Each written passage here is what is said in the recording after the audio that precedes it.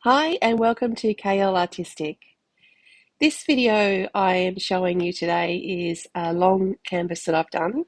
It's one of the longest canvases that I have actually painted on, not the biggest, but the longest. I was doing it for a friend. She had a specific colour request and a style that she was after. The style was a Dutch pour, which is quite tricky. As you can see, I it's a video on what not to do when you do a Dutch pour.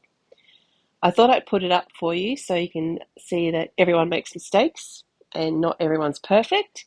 And the Dutch pour is a very tricky technique to do, and everyone struggles, including me. If you like what you see on this video, please click like and subscribe. And I'd love to hear a comment on the video. And there will be a very nice Dutch pour coming up very shortly, which I did not long after this. And had a lot more success, but it is on a smaller canvas. And I will be doing this large canvas again. I hope you like it, and it's a little bit unusual, I know, but you got to show the good and the bad.